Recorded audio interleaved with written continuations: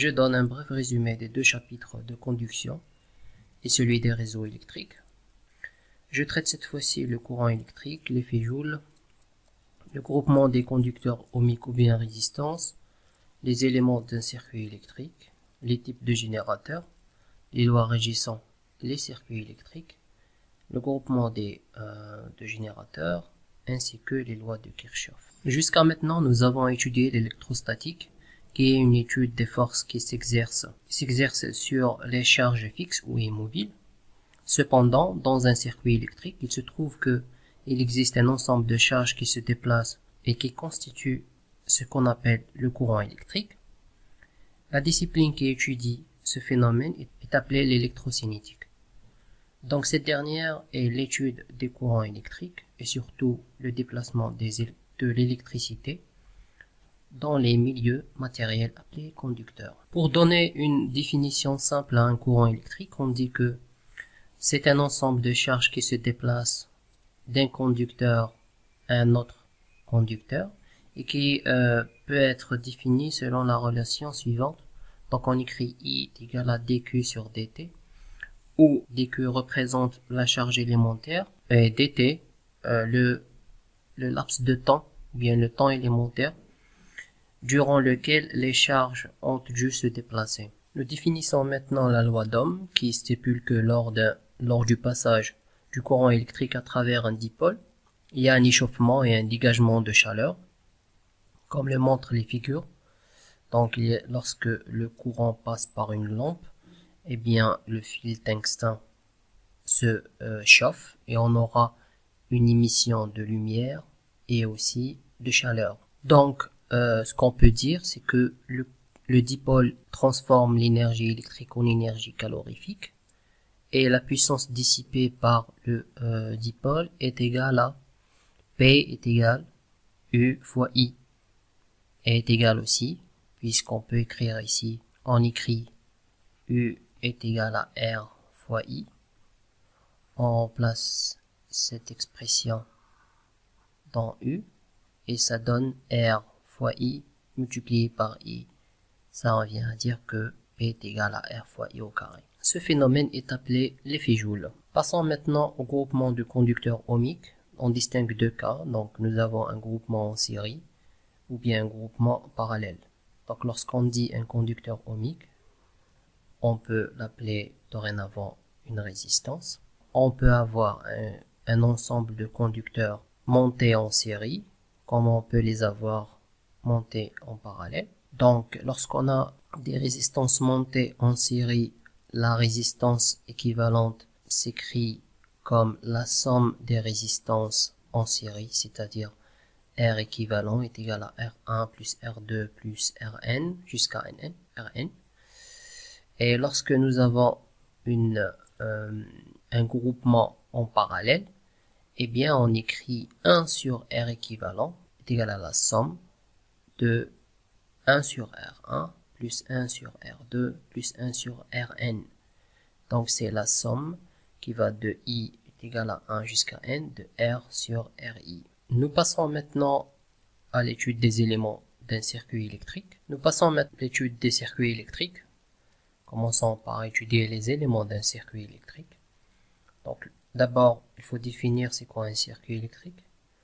Alors ce dernier est composé d'un groupement d'éléments appelés dipôles reliés entre eux par des fils conducteurs. Le tout constitue une structure fermée. On peut citer quelques éléments. Le nœud, commençons par le nœud, c'est un point d'un circuit où arrivent 3 fils au moins.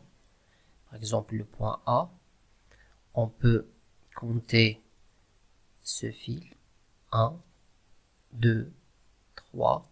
Donc le point A représente un nœud. La branche est une portion de circuit qui s'intercale entre deux nœuds. B est un autre nœud. La branche AB, ou bien cette section-là, représente une branche. La maille est un ensemble de branches qui constitue une boucle fermée. Entre A et B, une branche. Entre A et B, donc celle-là, c'est la première branche. Celle-là, c'est la deuxième branche. Donc, la maille est un ensemble de branches. Donc, la première plus la deuxième constitue une maille. Donc, celle-là, c'est une maille. Donc, entre A et B, 4 et 5 là. Donc, on appelle celle-là une branche. Celle-là aussi, une maille. Ok? Donc, entre A et B, ça constitue une maille. Le réseau est un ensemble de circuits. Lorsque nous avons plusieurs circuits reliés entre eux, donc on peut dire que nous avons un réseau. Maintenant, le générateur et le récepteur constituent deux éléments très importants dans un circuit. Donc le générateur, c'est celui qui délivre un courant électrique, alors que le récepteur, c'est celui qui consomme le courant. Lorsqu'on dit récepteur, ça veut dire soit un moteur, soit un autre générateur. Donc le générateur, c'est celui qui délivre le courant. Le récepteur, c'est celui qui consomme le courant, ou bien qui reçoit le courant. On peut schématiser le générateur par un générateur qui délivre un courant et le récepteur par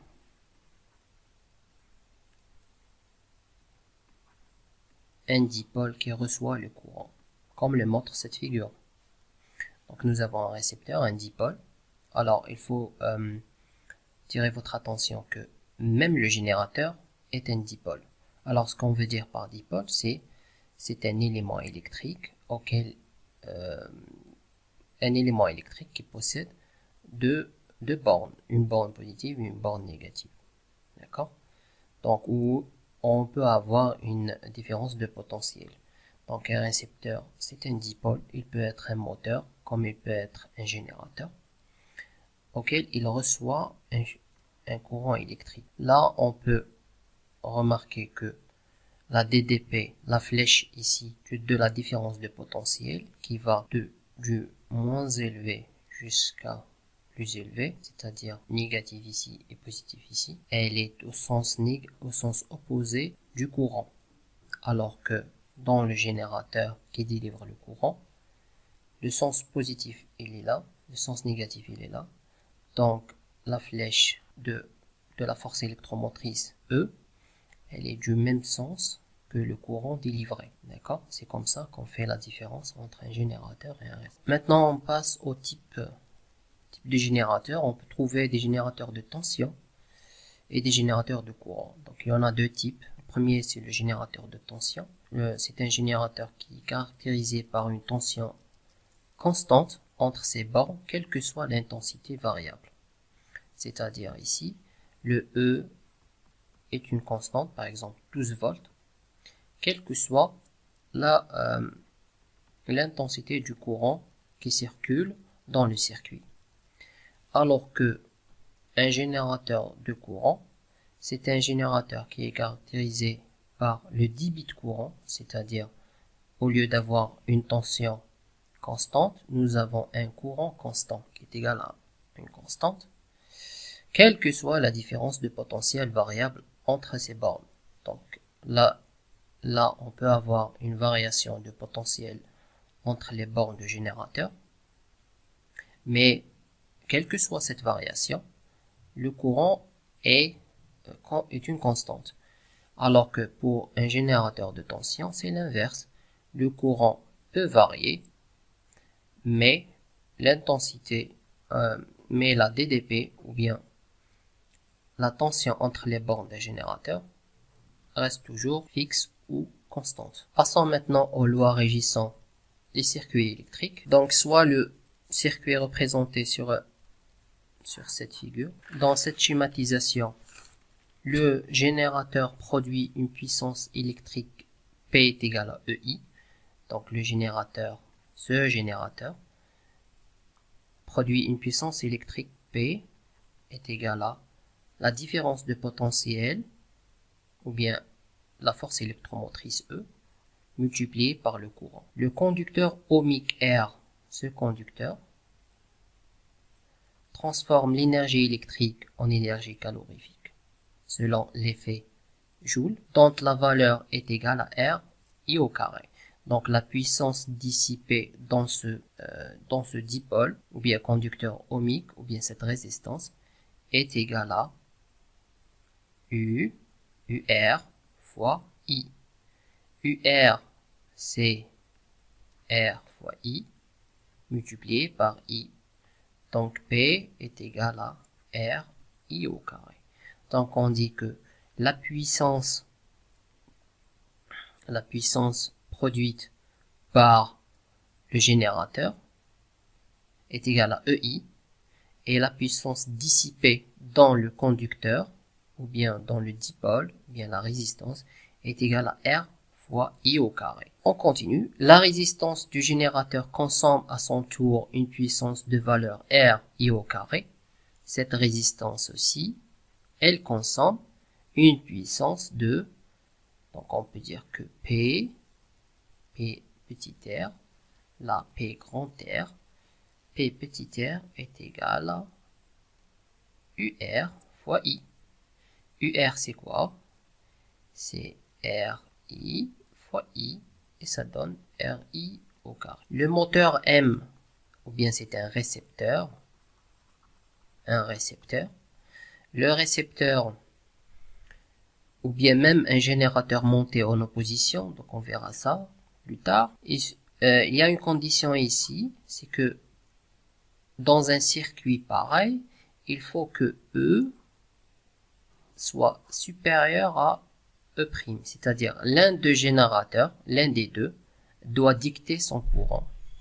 C'est-à-dire, lorsque E supérieur à E', c'est lui qui dicte la direction du courant qui circule au sein du circuit. Donc on dit que le moteur M consomme quant à lui une puissance qui est égale à E' fois E fois I, c'est normal, et qu'il la transforme en énergie mécanique si c'est un moteur mécanique. Sa résistance interne aussi consomme une puissance qui est égale à R' fois I au carré, à cause de la présence d'un conducteur ohmique à l'intérieur du moteur, d'où son échauffement.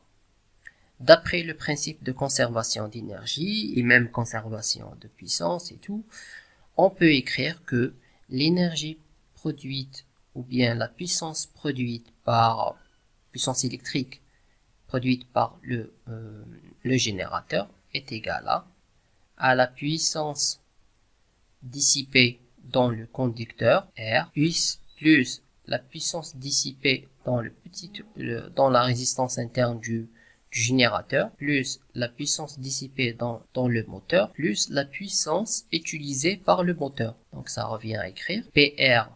Donc on a écrit PR est égal à R I au carré, plus petit r I au carré, plus R' I au carré, plus E' I. On réécrit les choses, donc on peut simplifier on peut avoir E est égal à R plus RI plus RI plus R'I plus E'. Ça donne E moins E' est égal à R plus R' plus R multiplié par I, et à la fin on peut tirer I comme étant E moins E' sur R plus R' plus R. C'est la première relation qui nous donne l'intensité du courant qui circule dans ce circuit. On peut généraliser et écrire que l'intensité est égale à la somme des forces électromotrices et contre-électromotrices divisée par la somme des résistances internes plus la somme des résistances externes. On peut avoir un groupement de générateurs comme des résistances. Un circuit électrique peut grouper plus d'un générateur. Il faut distinguer deux façons de faire, c'est-à-dire lorsque nous avons un générateur de tension, on peut avoir une association en série, comme on peut avoir une association en parallèle. En série, on distingue deux façons de faire. Soit les générateurs sont en série de telle façon est-ce que les générateurs délivrent des courants dans le même sens. Et là, on écrit comme vous voyez ici, E qui va de moins jusqu'à plus, c'est-à-dire le potentiel moins élevé jusqu'au potentiel plus élevé. Et ici aussi, c'est moins et plus. Donc, le courant passe dans cette direction et là, dans cette direction.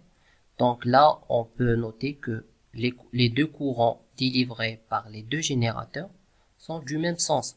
Donc on écrit que E total, ou bien la force électromotrice totale des deux générateurs, est égale à E1 plus E2. Et la résistance des deux générateurs, ou bien R1 et R2, donc R total, est égal à R1 plus R2. On peut avoir aussi un montage en opposition, c'est-à-dire vous avez un générateur E1, R1 et E2. Cette fois-ci, il est dirigé comme ça, R2. Donc là, le courant délivré par le générateur, le premier générateur G1, il est dans cette direction, alors que le deuxième, il est dans une direction opposée que le premier. Là, on écrit E1 moins E2, ça c'est E total, et R total, ça reste toujours R1 plus R2. En dérivation, on peut dire que les générateurs peuvent être montés en dérivation. On peut simplifier cette schématisation par un seul générateur qui possède une seule résistance équivalente. Donc le générateur équivalent, G équivalent, ou bien E équivalent, et R équivalent. Et on écrit, puisqu'ils sont en parallèle, E1, E1, E1, il y a une remarque à faire ici. Lorsqu'on monte des générateurs en parallèle, il faut que les forces électromotrices soient égales. C'est-à-dire le générateur G1, G2, Gn, il faut que E1, EG1 est égal à EG2 est égal à EGN. Et là, on écrit que I est égal à NI, c'est-à-dire le courant qu'on aura en ce point, c'est la somme des courants délivrés par tous les générateurs. Donc là, I total est égal à la somme des I délivrés. Et R, et on écrit aussi 1 sur R équivalent est égal à la somme des 1 sur RI. Et pour E équivalent, puisque les générateurs sont montés en dérivation bien en parallèle, on écrit E équivalent est égal à E1. Donc, il n'y a pas une sommation, on ne peut pas sommer des générateurs en parallèle, mais on dit que la force électromotrice équivalente de tous les générateurs, c'est la même force d'un seul générateur. Donc c'est E équivalent est égal à E1. On se propose de faire une petite application. Donc considérons le circuit représenté sur la figure, donc ce circuit, avec E1 est égal à 12 volts, donc E1 est égal à 12, R1 c'est celle-là, donc la résistance interne du générateur, E2 est égal à 6 volts, et R2 est égal à 0,1 ohm. R1 et alors R1 et celle-là c'est R2, donc R1 est égal à 1,4 ohm et R2 est égal à 2,3 ohm. Alors, du moment que E1 est supérieur à E2, alors E1 est supérieur à E2, donc E1 dicte la direction du courant qui circule dans les circuits. Donc la flèche elle est dirigée comme ça, donc là c'est moins et là c'est plus, donc le courant sort de la borne positive, donc ça c'est la direction du courant, et là c'est la direction du courant. Très bien. Donc E1 est un générateur, E2 est un récepteur. Donc on nous demande de trouver le sens et l'intensité du courant dans le circuit, et aussi la différence de potentiel entre les bornes, ou bien entre les points A et C. Alors, pour trouver l'intensité du courant, puisque le sens est clair, Il y a une façon de faire, il y a une technique très simple. Là, on commence par le premier point, donc V, donc le A, le point A. On écrit UA, le potentiel au point A, moins le potentiel au point A, ça donne 0 en réalité. Donc, on démarre du point A et on fait un tour et on revient au point A. Donc, UA moins UA, ça donne 0. Donc, je commence par UA moins UA. Ça donne quoi? Ça donne, pour passer de A du point A et on arrive au même point A, on fait ce tour-là. Donc, j'écris UA donc de A jusqu'à B, on aura quoi? On aura UAB plus UBC plus UCD plus UDA. Et ça donne 0. En réalité, c'est ça. Donc, on écrit de A jusqu'au point A. On écrit, donc le I passe par la résistance, donc ça donne I R1. Alors, celle-là c'est la borne positive et celle-là c'est la borne négative. Donc lorsque le courant rentre par la borne positive, donc c'est positif. Donc on écrit plus E2 plus R2 I. Donc il y a la résistance interne, il y a E2.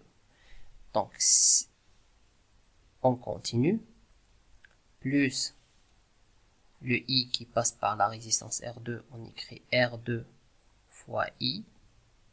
Et là on arrive au point D, le courant passe, et il rentre par la borne négative, donc on met un moins E1 plus R1 I1. Et ça donne 0. J'attire votre attention à une chose importante.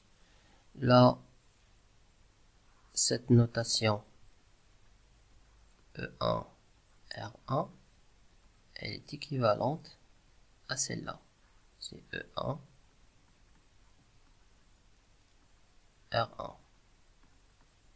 Donc, lorsque le courant délivré I passe par R1, on écrit R1 I.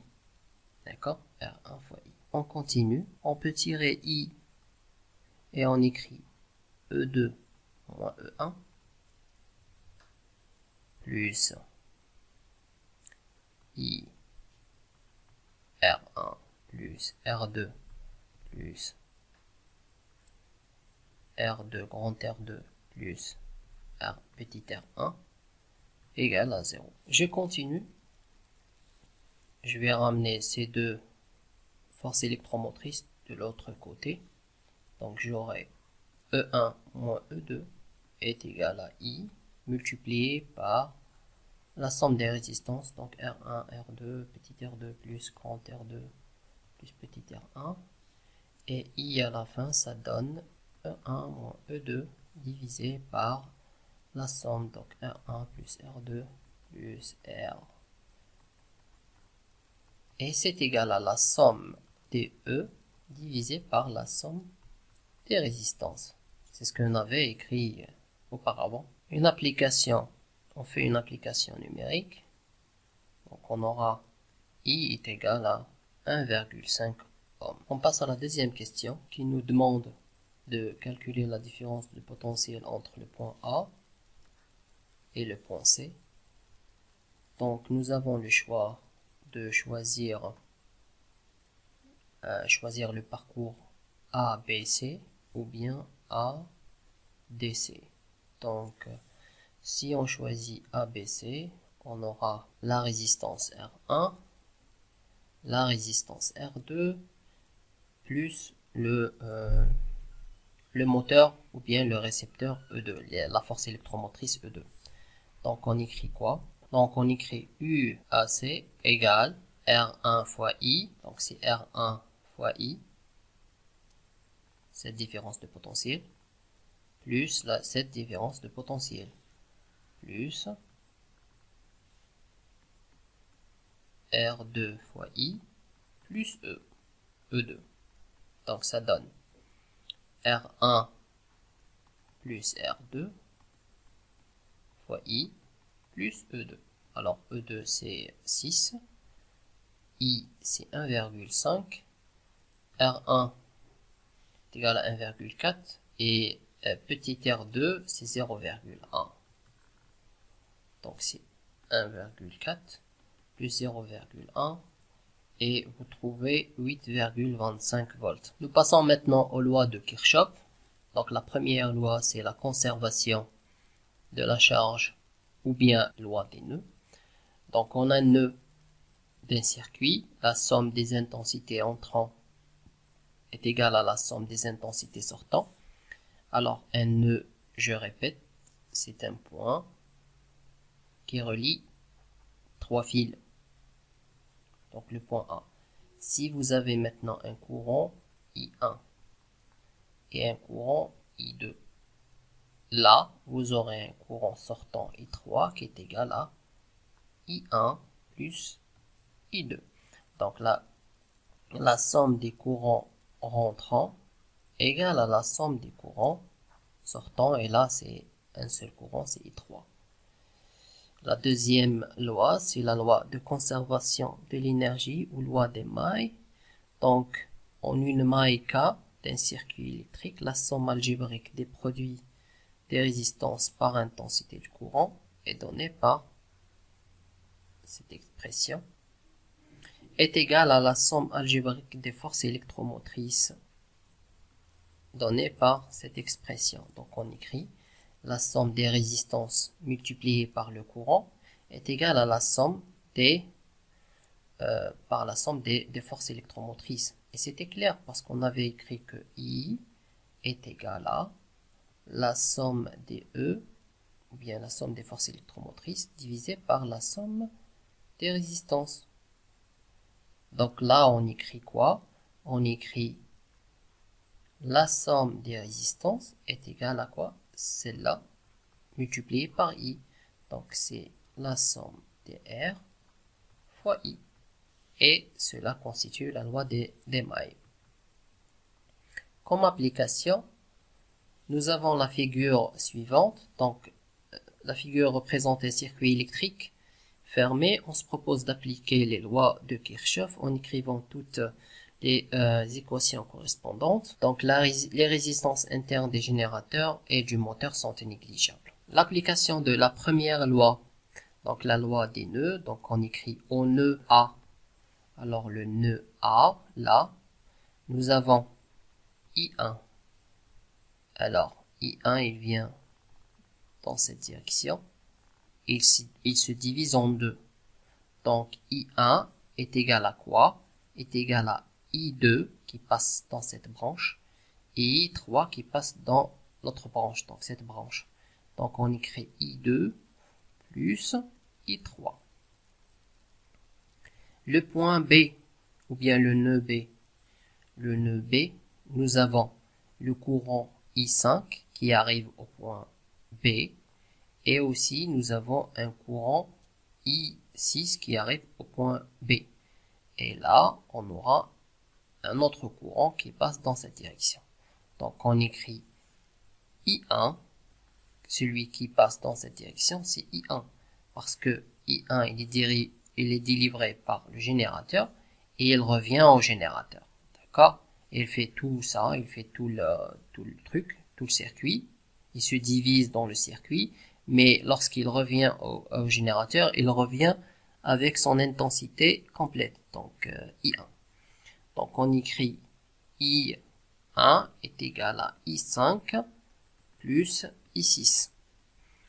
Au nœud C, alors le nœud C, nous avons I2, I5 et I4. D'accord? Donc I2, il arrive au point C, il se divise en I5 et I4. Donc on écrit I2 qui se divise en quoi? I5 plus I4. Au point D, le dernier point, on écrit au point D, nous avons un courant qui arrive en passant par R3, donc c'est I3, et un autre courant qui passe par R4, c'est I4. En arrivant au point D, les deux courants se regroupent pour donner un courant plus important, c'est I6. Donc on écrit I6, c'est la somme de I3 plus I4. Maintenant l'application de la deuxième loi. Donc il y a trois mailles importantes d'après le choix du sens comme indiqué sur la figure. On peut écrire des différentes équations. La première maille, donc la première maille c'est celle-là. La deuxième maille c'est cette maille. Et la troisième maille c'est celle-là. D'accord? Donc la première maille on écrit, donc le courant sort de cette borne. Donc il arrive à R1, donc on écrit R1 fois I1. Le I1 arrive au point A et se divise en deux. Il se divise en I2 et I3. On s'intéresse à cette branche et non pas à l'autre parce que la branche AD ne constitue pas la maille qu'on avait choisie. Donc on écrit le courant qui passe par R2, donc R2 fois I2, et non pas I1, parce qu'I1 est divisé en I2 plus I3.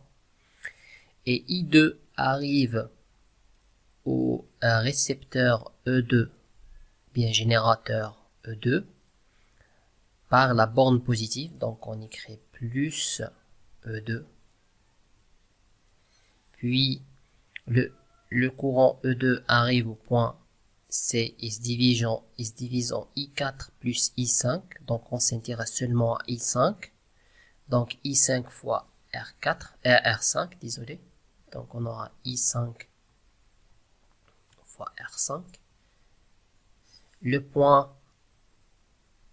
Au point B, on recouvre le courant I1 et qui revient par la borne négative du générateur E1. Donc on écrit moins E1, le tout égale à 0. D'accord? Donc on commence par ce point-là et on revient au même point est égal à 0. Et je fais passer les forces électromotrices de l'autre côté, donc j'aurai E1 moins E2 égale à R1 fois I1 plus R2 fois I2 plus R5, donc I5 fois R5. On peut continuer et écrire la loi ou bien l'équation de la maille numéro 2. La maille numéro 2, nous avons un courant, donc un courant qui passe par R3, donc on écrit pour la maille numéro 2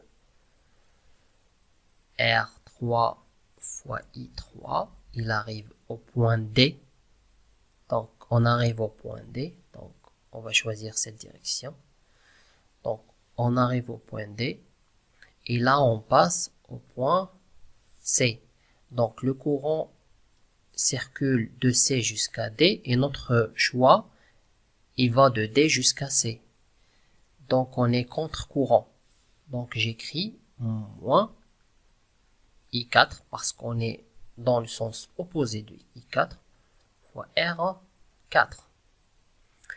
Et lorsque j'arrive au point C, je passe au point A. Donc de C jusqu'à A, je passe par le récepteur ou le générateur E2 par la borne négative. Donc j'écris moins E2 et je continue par R2. Et j'écris moins R2 fois I2 égale à 0.